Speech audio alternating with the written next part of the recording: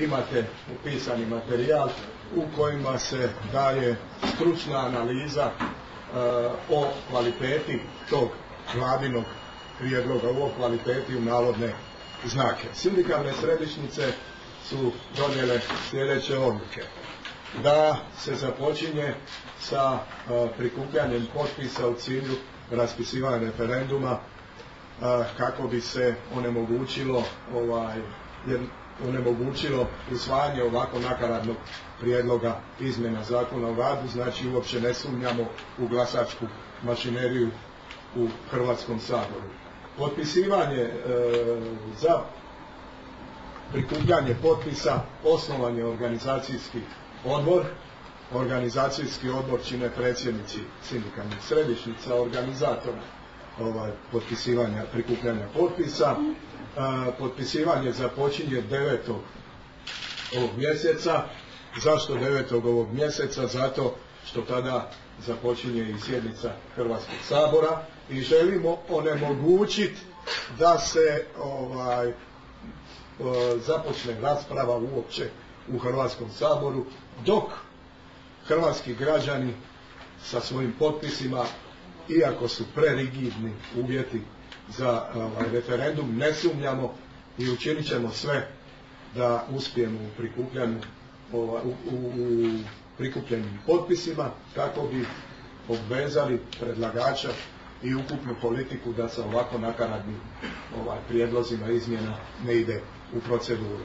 Obavijestit ćemo o ovom činu predsjednika Sabora, obavijestit ćemo sve parlamentarne stranke, od opozicijskih političkih stranaka, a pogotovo parlamentarnih. Očekujemo pomoć u ovom postupku.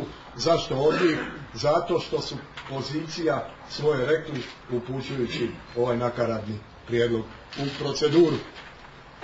Drugi zaključak kojega smo postigli, sve sindikalni sabor će se održati 14. ovog mjeseca, a na sve sindikalnom saboru će sindikalne središnjice donijeti svoje zahtjeve, utvrdit će ciljeve koje želimo postići i razraditi i o tome obavijestiti javnost, čitav set aktivnosti koji će se provoditi, a sve s ciljem da primoramo politiku da bitno zaokrene način, ako se ovo može nazvati upravljanjem ovom zemljom. U tom smislu smo također jučer imenovali organizacijski odbor kojega sačinjavaju predsjednici središnjica i po jedan predstavnik iz svake od tih sindikalnih središnjica. Također smo jučer donijeli odluku, a vezano uz zahtjev sindikalnih središnjica da se kao preduvjet bilo kakvog socijalnog dijaloga u ovoj državi treba održati sastanak sa predsjednicom Vlade koji je u načelu dogovoren, nije utanačen datum. Imali smo pokušaj razjedinjavanja sindikalne scene kroz lažno priopćenje upućeno od strane Vladinog ureda za socijalno partnerstvo prije nekoliko dana.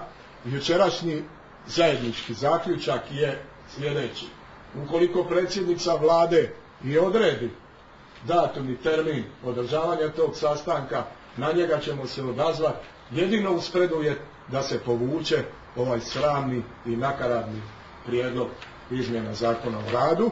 I to su zaključci koje sam vam kao koordinator dužan iznijeti. A sad ću još reći dvije riječi u ime Hrvatske udruge sindikata, jer će i moje kolegica i kolege također to kazati.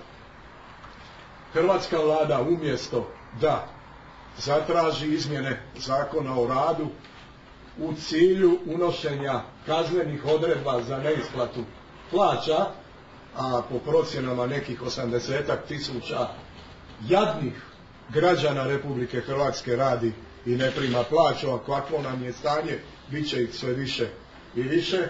Umjesto da šalje takav prijedlog, umjesto da prihvati odavno upućenu inicijativu donošenja općeg kolektivnog ugovora koji bi i one radnike, a koji nisu sindikalno organizirani, Vlada upućuje prijedlog, samo jedna riječ, koji znači poziv na raskidanje jednostrano i ovo malo kolektivnih ugovora kojeg imamo, radnike izručuje na milost i nemilost poslodavcima i bojim se da ukoliko s našim aktivnostima ne dobijemo veliku suglasnost hrvatskog naroda, a ne sumnjam, zašto ne sumnjam, 1,5 milijuna radnika koji rade, 350.000 koji bi željeli raditi, nezaposleni su, 300.000 koji se školovaju i žele raditi. U takvim okolnostima, znači preko 2 milijuna ljudi, iako su prerigidne odredbe, učinit ćemo sve da u 15 dana prikupimo potrebnih 450.000 potpisa, da primoramo vlast da referira. Evo. Hvala lijepa. Ana Knežević,